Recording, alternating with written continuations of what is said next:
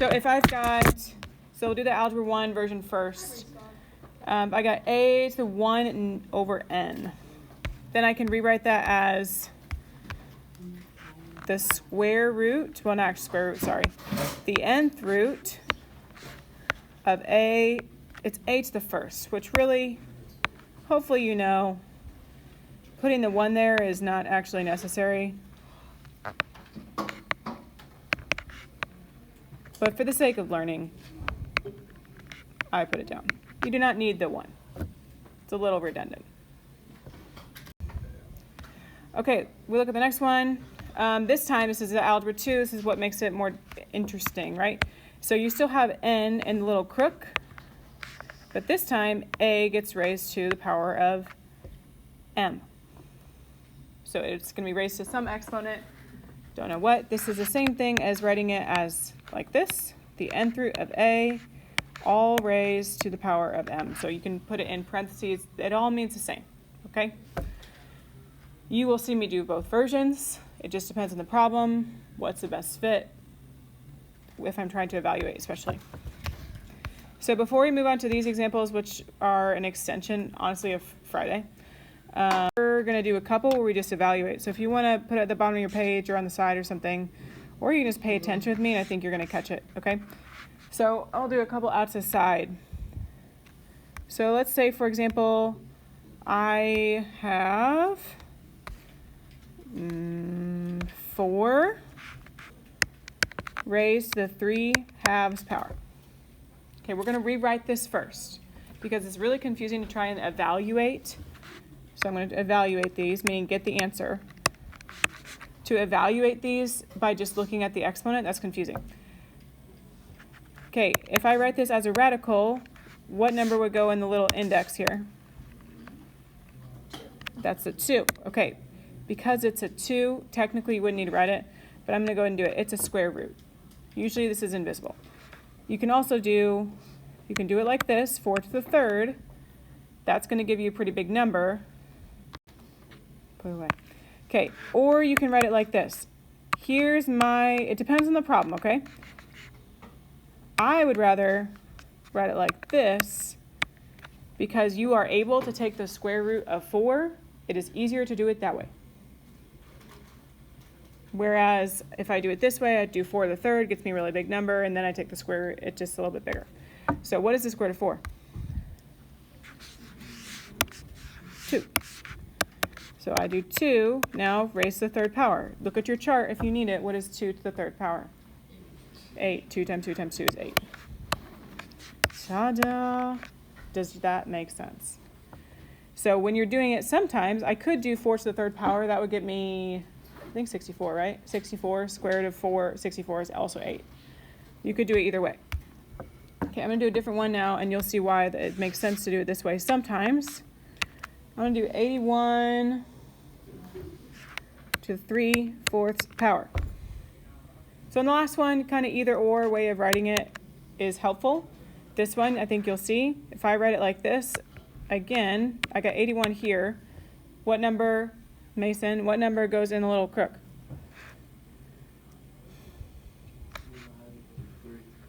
Close.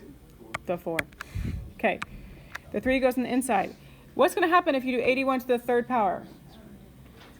It's going to be a really big number. No thank you. We don't really want to do it this way. Not that that's the wrong way of writing it, it's just not very helpful when you go to evaluate, so no thank you.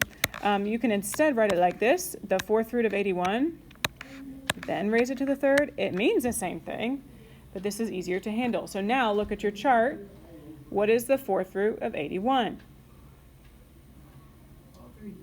3. And 3 to the 3rd is 3 times 3 times 3. 27. You can use your chart, but remember you can use it in your test, okay? So just trying to make sure you can understand the basics of like what's actually happening here. We'll hop back now. I feel like you're kind of with me. Okay, let's do these examples here. It says you're going to write each expression in radical form and then simplify if you need to. So look at number 1. We're going to write it. So we'll convert it to radical form, and if we can simplify like last week, we will. So x gets taken to what kind of root? What do I put? Fourth root. You can put x the first, but remember we chatted about how that's kind of unnecessary because duh. Okay? If you want to put the 1, you certainly can. Here's what you need to think about, remember, is can 4 fit into 1? No. So then you cannot simplify it any further. That's it. So you just convert it into radical form, okay? The next one is 24 to the 1/3 power. So again, let's write it as a radical first. What number goes in the little crook? The index. It's a cube root, and again, you could raise it to the first power, although that's kind of unnecessary. Okay, and this one's not is not a variable, so you need to ask yourself now, look at your chart. Can 24 divide by any perfect cubes? No. 8. Yeah, 8. This is where you have to do what we did last week. Remember perfect leftover? So you're telling me it divides by the perfect of 8, the cube root of 8. What would I get if I divide by 8? 3. What is the cube root of 8? 2. So it's 2 times the cube root of 3. So remember, this is from last week. This is, oh, how did I say it? I said perfect and leftover, if you remember doing that. So if it can simplify, then you need 2, please. I was doing this in yellow. There you go. Questions? Okay, let's try the next one. Can you please try and figure this out for me with the people at your table? What numbers go where? I know you have it figured out, but let me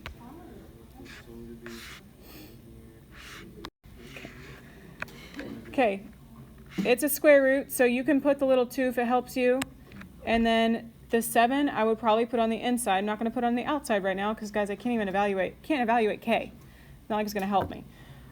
What I can do is simplify, though, because 2, can 2 fit into 7? 3 times. Yeah, 3 times. Okay, so this is how we thought about it Friday, is 7 divisible by 2? No, but you need the next closest thing that is. So that you're going to break this up as K to the, what would be the next closest thing? Okay, the 6 with how many left over? Not 3, 1. Now when you evaluate K to the 6, remember you're dividing the exponent. That would be K to the 3rd, because K to the 3rd times K to the 3rd is K to the 6th. And it leaves you with just K. That is all the way simplified what you need to do, if possible. If you're gone on Friday, that would probably be confusing. You need to get caught up. All right. We're going to do number 4. Again, let's write it like this first. So you're going to have AB. Which of those numbers goes in the index, in the crook? The 4. It's a 4th root of AB raised to the 3rd. You do have to have it in parentheses right now, otherwise you're going to have problems. Okay, you're not done here because you're going to go ahead and distribute this exponent. Both of those A and B get the power of 3. So it becomes this, the 4th root of A to the 3rd, B to the 3rd is 3 divisible by 4. No, and you can't break it up, right? 4 can't fit into 3. It just doesn't. So that's it. If 4 had been smaller than 3, then you could have broken it up, but you cannot. So I think you're going to see on one of these, it does simplify a little bit further. Oh, the last one we did that. Okay, with people at your table, can you try and figure out, mainly right now, can you just rewrite it? So here's the radical sign. Can you please decide where those numbers go? 2 and 3, where they go?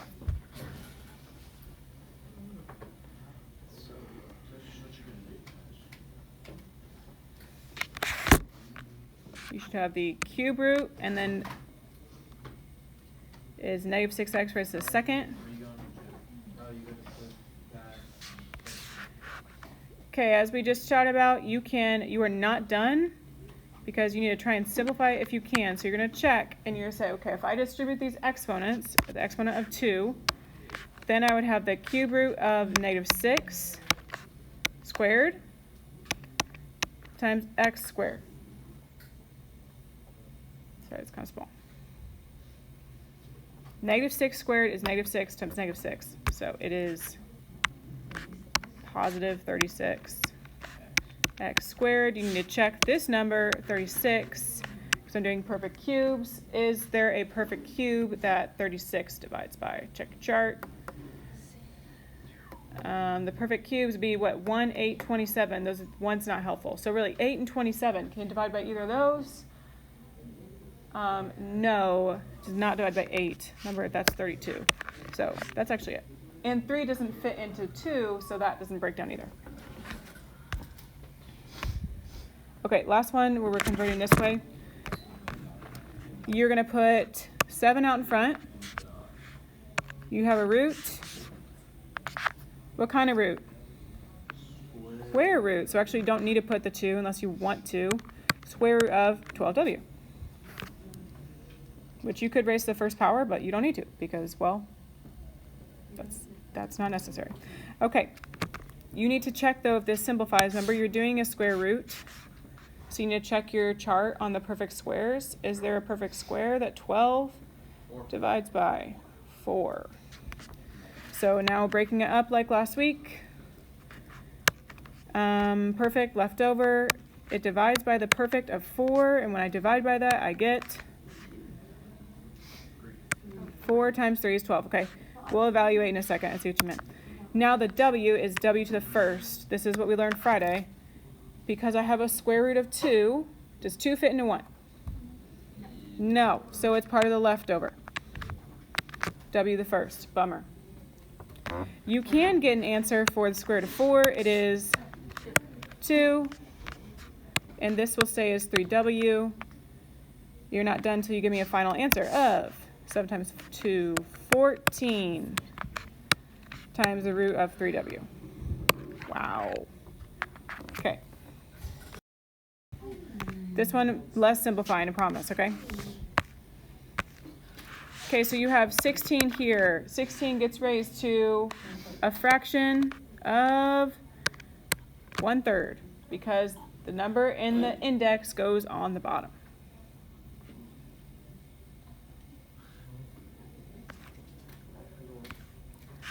Okay, be careful on the next one, please. W is getting raised to the power of 2. 8 is not. So when I go to do this, we're going to go ahead and do 8w squared in parentheses, and it gets raised to what power? Because it's a 4th root. Power of 1/4. Okay, you're going to take this a step further to get it out of parentheses because you can distribute the 1/4. That means 8 gets the power of 1/4, and I multiply the 2 times the 1/4. It would give me a power of 2/4 or 1/2. And you can check your chart, but I'm pretty sure 8 is not a perfect 4th, so you done. Yeah, it cannot evaluate. It's a weird one. Okay, start the next one. You've got -2a raised to what power?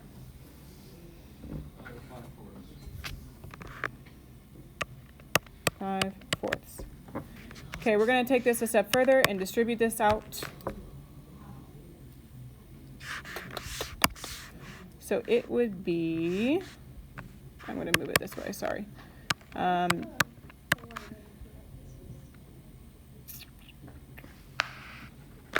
Because we did, it's just a different way to write it. It'd be the same if I had put -2a in parentheses and then put the 5 on the inside. Like if you look at the top of our notes, I think I did that here, up here. Oh wait, it's not up there. If you look at where it says a, the m or n, you can write it either way. You can put the exponent on the inside or exponent on the outside, doesn't matter. So where your parentheses is doesn't super matter. Okay, so negative 2 to the 5/4 and a to the 5/4. Okay, just for fun. You can't do this the 4th root of 2, but you can do negative 2 to the 5th. Because if you look at your chart, what is 2 to the 5th power? 32. So another way to write this, and I don't know if it's necessarily better, but because you can do that, it would be negative 32, actually, because it's negative 2 to the 5th. Negative 32 to the 1/4, a to the 5/4. It is the same thing. Because you can take negative 2 to the 5th power and deal with the top. You can't do anything with the bottom because 32 is not a perfect 4th. Okay, next one's a little weird. That was weird too. They're all weird. All right, what power are we raising all of this to? What kind of root do you got? You've got square root, so you raise it to 1/2. And because we're cool like it, we're going to distribute the 1/2 and see if anything happens. 10 to the 5/2, a to the 3/2, and then 8 times 1/2 is just 4. You can check 5/2, but you cannot take the square root of 10, and raising 10 to the 5th power doesn't actually help you. It's just kind of fun. So you can leave it like that. On the last one, I'll zoom in, I'm sorry.